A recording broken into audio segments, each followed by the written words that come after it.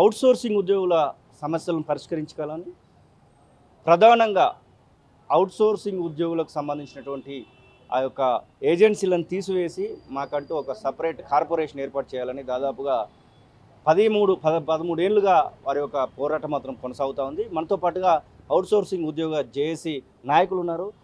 ప్రధానంగా మీరు ఏం కోరుకుంటా ఉన్నారు? ప్రభుత్వం ఏం చెప్తా ఉంది? కొన్ని రోజుల పాటు మీ పైన ఏదో ప్రోగ్రెస్ చేసినట్టుగా, కొన్ని స్టడీస్ చేసినట్టుగా వార్తలు అయితే వచ్చాయి. ఆ తర్వాత ఎలాంటి నిర్ణయం తీసుకున్నట్టు కనబడట్లేదు కదా. నా పేరు పులి లక్ష్మయ్యన్న, తెలంగాణ రాష్ట్ర అవుట్సోర్సింగ్ ఉద్యోగ సంఘాల జేఏసీ చైర్మన్ మరియు అధ్యక్షుడిని.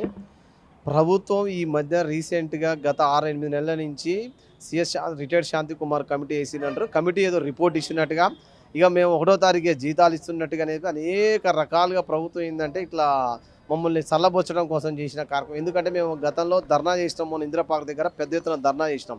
ఆ ధర్నా కార్యక్రమంలో ఎఫెక్ట్గా ప్రభుత్వం మీకు 1వ తారీఖు జీతం ఇస్తున్నాం, ఏజెన్సీలు రద్దు చేస్తున్నాం అని చెప్పి మొత్తం బయట ఒక ప్రశ్న తప్ప ఇప్పటికీ స్పష్టంగా మేము చెప్తా ఉన్నాం. ఏప్రిల్ నెల జీతాలు రాకుండా 5 లక్షల మంది పైచులకు ఉద్యోగస్తులు ఇలా కడుపులతోని ఆకలితోని ఇలా రోడ్డును ఎక్కే పరిస్థితి ఏర్పడ్డది. ఇవాళ మేము ఒక క్వశ్చన్ కూడా అడుగుతున్నాము. ఇవాళ ఎమ్మెల్యేలకు 2.5 లక్షలు జీతాలు ఉన్నాయి, ఎమ్మెల్సీలకు 2.5 లక్షల జీతాలు ఉన్నాయి, మీ పెన్షన్ 70,000 ఉన్నాయి, రెగ్యులర్ ఉద్యోగస్తులకు జీతాలు ఉన్నాయి. ఇవాళ ఎవరికైనా ఒక నెల జీతం పెండింగ్ ఉందా అని అడుగుతున్నాం సూటిగా మేము. అంటే చిరు ఉద్యోగస్తుల జీతాలు ఆపి ఇవాళ రిటైర్డ్ ఉద్యోగస్తుల డబ్బులు మీరు పెంచారనేది మాకు స్పష్టంగా అర్థమైంది ఈ నెల. మరి మా పొట్ట కొట్టడానికి మీకు ఇవాళ ఎంత చిన్న ఉద్యోగస్తులము 10,000, 12,000, 15,000 పనిచేసే ఉద్యోగస్తులు పొట్ట కొట్టుతున్నారని చెప్పి స్పష్టంగా అర్థమవుతుంది. అందులో భాగంగానే ఇవాళ రౌండ్ టేబుల్ సమావేశం అఖిలపక్షం అందరితో రెగ్యులర్ సమావేశం ఏర్పాటు చేసుకున్నాం. ఈ రౌండ్ టేబుల్ సమావేశంలో కీలక నిర్ణయాలు కొన్ని తీసుకున్నాం. ఈ నెల 25న ఖచ్చితంగా ఢిల్లీలో జంతర్ మంతర్ దగ్గర రాష్ట్ర అవుట్సోర్సింగ్ ఉద్యోగస్తుల జేఏసీ ఆధ్వర్యంలో మహాధర్నా నిర్వహించబోతా ఉన్నాం. ఈ ధర్నా యొక్క ముఖ్య ఉద్దేశం తక్షణమే ప్రభుత్వం ఏజెన్సీలను తీసి నేరుగా జీతాలు అందించాల్సింది. సాధారణంగా రాష్ట్రానికి సంబంధించినటువంటి సమస్య ఇది ధర్నా చౌక్ దగ్గర చేయాల్సినటువంటిది. జంతర్ మంతర్ ఢిల్లీకి పోవాల్సినటువంటి అవసరం ఏమొచ్చింది మీకు? ఇవాళ హైదరాబాద్లోనే గత 2.5 సంవత్సరాల నుంచి 2-3 ధర్నాలు చేసినాం, అనేక నివేదికలు ఇచ్చినాం. చిన్నారెడ్డి గారు కూడా నివేదికలు ఇచ్చినాం, కానీ ఎక్కడ కూడా ఆ నివేదికలన్నీ కూడా చెత్తపుట్టలో పడ్డాయనేది మాకు స్పష్టంగా అర్థమైంది.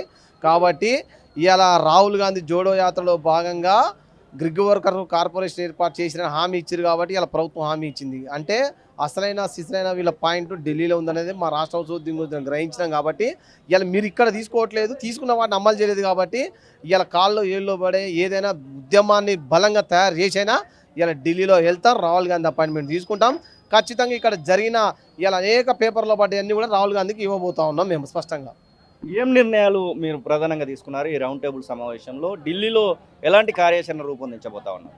25వ తారీఖున ఢిల్లీలో జంతర్ మంతర్ దగ్గర ప్రధానంగా ప్లెకార్డులతోని నిరసన కార్యక్రమాలు చేయబోతున్నాం. నిరసన కార్యక్రమాల అనంతరం కూడా మేము అపాయింట్మెంట్ తీసుకొని రాహుల్ గాంధీకి ఖచ్చితంగా మా అపాయింట్మెంట్ కూడా ఇస్తాం. అట్లనే జూన్లో కూడా ఉద్యోగస్తులందరం ఏకమయ్యి నాటి తెలంగాణ ఉద్యమం తరాలోగానే మిలియన్ మార్చ్ కూడా చేయడానికి రాష్ట్ర అవుట్సోర్సింగ్ చేసే నాయకత్వం సిద్ధంగా ఉన్నది. ప్రధానంగా ఏం కోరుకుంటా ఉన్నారు? ఈ రౌండ్ టేబుల్ ముఖ్య ఉద్దేశం ఏంటి? నా పేరు దుర్గం శ్రీనివాస్. నేను Telangana medical and health outsourcing contract employees trade union రాష్ట్ర అధ్యక్షునిగా పనిచేస్తున్నాను. అదేవిధంగా ఈ రాష్ట్ర అవుట్సోర్సింగ్ జేఏసీకి జనరల్ సెక్రటరీగా పనిచేస్తూ ఉన్నాము. ఈరోజు రాష్ట్రంలో జరుగుతున్నటువంటి అవుట్సోర్సింగ్ ఉద్యోగులకు జరుగుతున్నటువంటి అన్యాయం పైన అనేక సార్లు ప్రభుత్వానికి రిప్రజెంటేషన్ ఇచ్చినాం. ఎన్నిసార్లు ఇచ్చినా పట్టించుకోలేనటువంటి ఈ ప్రభుత్వము నడుస్తుంది అని అంటేనే రాహుల్ గాంధీ చేతిలో నడుస్తుంది. రాహుల్ గాంధీ గారు చెప్తేనే ఏదైనా అమలు జరుగుతుందని చెప్పేసి తెలిసి మేము ఈరోజు ఢిల్లీలో ప్రోగ్రాం పెట్టడానికి జంతర్ మంతర్ దగ్గర ధర్నా నిర్వహించడానికి ఇవాళ నిర్ణయం తీసుకున్నాం. అదేవిధంగా ఈ రాష్ట్రంలో అనేక మందికి జీతాలు లేవు. వైద్య ఆరోగ్య శాఖలో కరోనా టైంలో పనిచేసినటువంటి ఉద్యోగులు ల్యాబ్ టెక్నీషియన్స్ను ఈ మధ్య కాలంలో కొంతమంది ఉద్యోగాలు రెగ్యులర్ ఉద్యోగాలు ఇస్తున్నామని చెప్పేసి వందలాది మంది ఉద్యోగులను తొలగించినారు. వాళ్ళంతా కూడా రోడ్డున పడేటువంటి పరిస్థితి జరిగింది. ఈరోజు ప్రభుత్వం ఉద్యోగాలను కాపాడాల్సినటువంటి ప్రభుత్వము ఉద్యోగులను తొలగించి రోడ్డు మీద పడేసేటువంటి ప్రమాదం జరిగింది. ఈరోజు తొలగించినటువంటి ఉద్యోగులను తక్షణమే తీసుకోవాలని చెప్పేసి కూడా ప్రభుత్వాన్ని డిమాండ్ చేస్తూ ఉన్నాం.